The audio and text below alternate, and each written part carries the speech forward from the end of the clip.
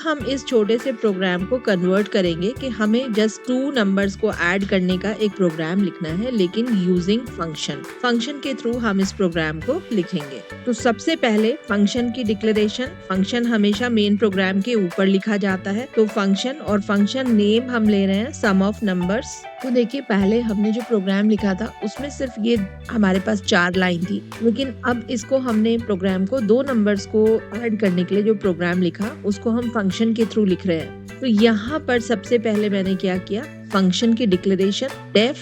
Definition से हम function, definition है ये DEF रिजर्व वर्ड है, ऐसे ही लिखा जाएगा। सम ऑफ नंबर्स यहाँ पर मैंने फंक्शन का नाम लिया है और एम्प्टी यहाँ पर पैरेंथेसिस है, नाउ कोलन। इसको हम क्या कहते हैं, ये है एक तरह से हमारा फंक्शन हेडर, कि यहाँ से हमारा फंक्शन जो है स्टार्ट हो रहा है। अब देखिए, ये सारी जो लाइन है यहाँ पर, ये क्या है, इंडेंटेशन के साथ है इस डेफ के अंदर। तो ये हमारी सारी लाइंस फंक्शन की है। ये फंक्शन के लिए एक ब्लॉक ऑफ कोड है। इसमें हमने क्या लिखा है यहाँ पर, a is equal to 5, b is equal to 10 और एक सम, एक वेरिएबल लिया है जिसमें a plus b and now print sum. जब भी हम फंक्शन का डिक्लेरेशन करते हैं या फंक्शन को हमने डिफाइन किया है, तो वो तभी एग्जीक्यूट होता है जब हम उस फंक्शन को अपने मेन प्रोग्राम में कॉल करेंगे। फंक्शन के बेसिक फंडामेंटल्स को क्लियर करने के लिए आप ये वाला क्लास जरूर अटेंड करें।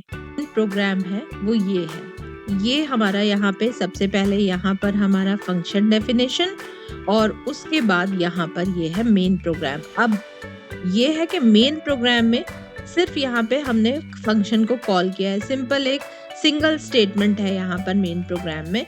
तो चलिए इसको थोड़ा सा और हम चेंज करें। ये हमारी फंक्शन कॉल स्टेटमेंट है। यहाँ पर कैसे हमने कॉल किया है फंक्शन को, जस्ट फंक्शन का नाम लिखा और एम्प्टी पैरेंथेसिस, क्योंकि यहाँ पर अभी हम कोई भी वैल्यू पास नहीं कर रहे। ये सबसे बेसिक जो अभी हम पढ़ रहे हैं, ये सबसे बेसिक डिक्लेरेशन और फंक्शन कॉल है। स्टेप बाय स्टेप थोड़ा थोड़ा आगे बढ़ेंगे तो हमें चीजें बहुत अच्छे से एक एक स्टेप से क्लियर होती जाएंगी कि किस तरह से हम फंक्शन को कॉल कर रहे हैं। यहाँ